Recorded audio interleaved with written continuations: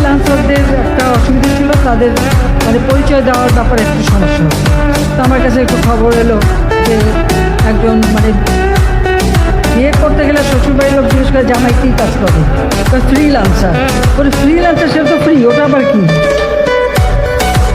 যখন আমি খবরটা পেলাম, দ্বিতীয় আরেকটা খবর আসলো, একটা স্কুলে ভর্তি করতে গিয়ে একটা বাচ্চাকে ভালো স্কুলে রাখতে হবে, বাচ্চাকে পড়াবে, তার নিয়ে না আপনার ইনকাম কী? সে বললো যে আমি ফ্রিল্যান্সিং করি, আমি মাসে 2-3 লাখ টাকা অর্জন করি। তো সেটা আবার কি? তখন আপনার তো চাকরি নাই, ওটা তো কোনো আয়ের কোনো নির্দিষ্ট নাই, বাচ্চাকে নিতে পারিনি। তো সাথে সাথে আমাকে মেসেজ পাঠালো। তখন আমি সজীবকে বললাম যে দেখো, ফ্রিল্যান্সারদের একটা আইডেন্টিটি দরকার, রিকগনিশন দরকার, তাহলেই তাদের এই সমস্যাগুলি দূর হয়ে যাবে। এবং সেটা আমরা কিন্তু করে দিয়েছি এখন। এবং তারা ভালোভাবে কাজ করছেন। আমি মনে করি এটা যত বেশি আমরা মানে উদ্যোক্তা সৃষ্টি করতে পারবো, এবং এই যে ঘরে বসে বসে কাজ করা বা কাজের ফাঁকে কোনো একটা কাজ চাকরি করলেও অন্য কাজ ফ্রিল্যান্সিং করে, এটা আমার দেশেই তো তারা অর্থ উপার্জন করছে, সেটা করতে পারবে, তাহলে আর বেকার বলে কিছু থাকবে না।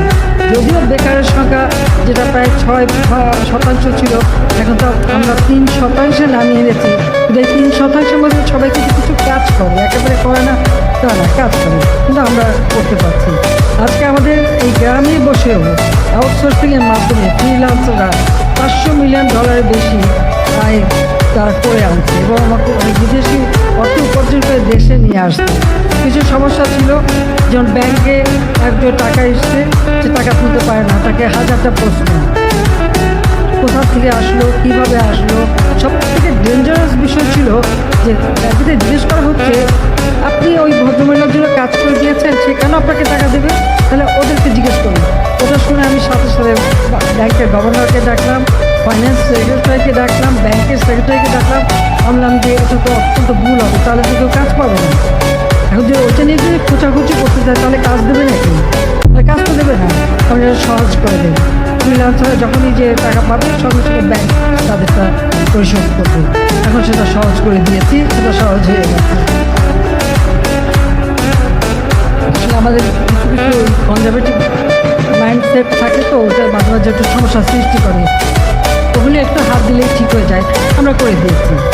আমরা এই যে কোভিড মোকাবেলা করার সময় আমাদের তো সমস্ত অনলাইনে, আমার ক্যাবিনেট মিটিং, আমার এক্সিকিউটিভ সব কিছুই সারা বাংলাদেশের যোগাযোগ আমরা এর মাধ্যমে করেছি, এবং সারা দেশে শিক্ষা ব্যবস্থা, স্বাস্থ্য বা ব্যবসা বাণিজ্য সব কিছুই আমাদের অনলাইনে করা সম্ভব হয়েছে, যা আজকে একটা বিরাট মানে যুগান্তকারী একটা পরিবর্তন এসে যাচ্ছে।